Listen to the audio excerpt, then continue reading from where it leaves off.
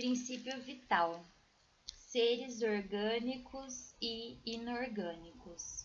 Os seres orgânicos são aqueles que têm em si mesmos uma fonte de atividade íntima que lhes dá a vida.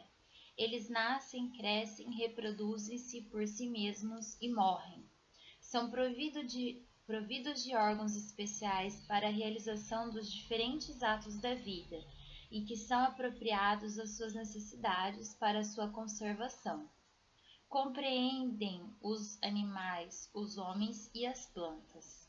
Os seres inorgânicos são todos aqueles que não têm vitalidade, nem movimentos próprios e não se formam senão pela agregação da matéria.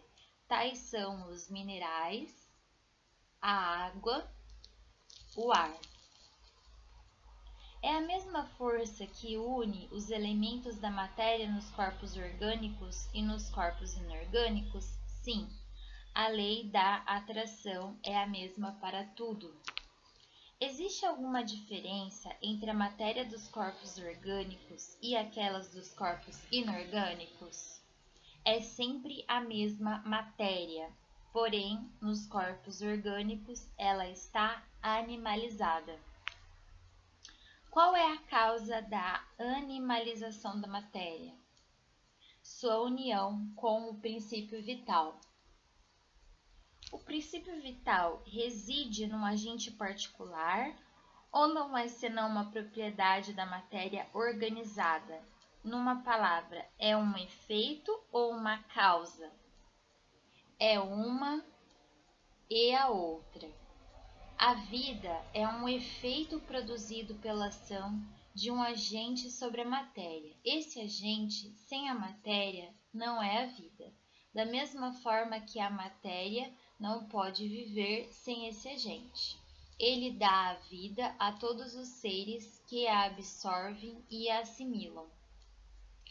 Vimos que o espírito e a matéria são dois elementos constitutivos do universo. O princípio vital forma com eles um terceiro? Sem dúvida.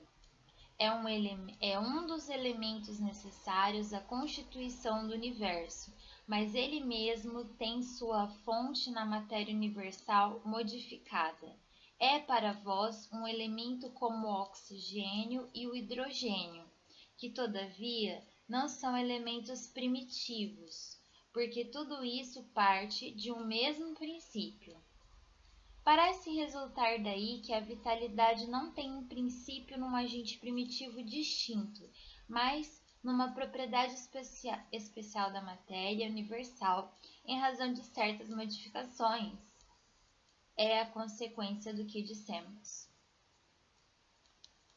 O princípio vital reside em algum dos corpos que conhecemos? Ele tem sua fonte do fluido universal. É o que chamais de fluido magnético ou fluido elétrico animalizado. É o intermediário, o elo entre o espírito e a matéria. O princípio vital é o mesmo para todos os seres orgânicos? Sim, modificados segundo as espécies.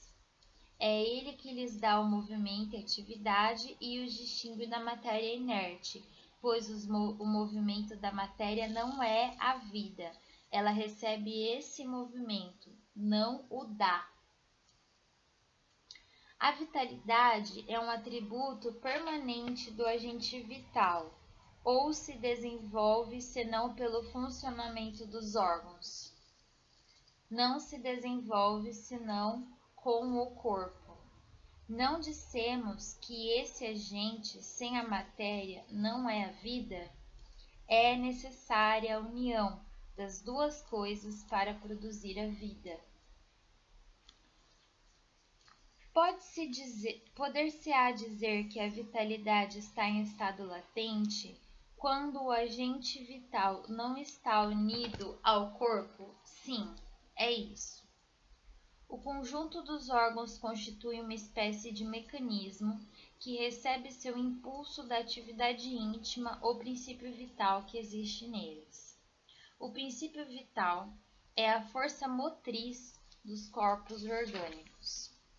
Ao mesmo tempo que o agente vital dá o impulso aos órgãos, a ação dos órgãos entretém e desenvolve a atividade do agente vital, aproximadamente como o atrito desenvolve o calor.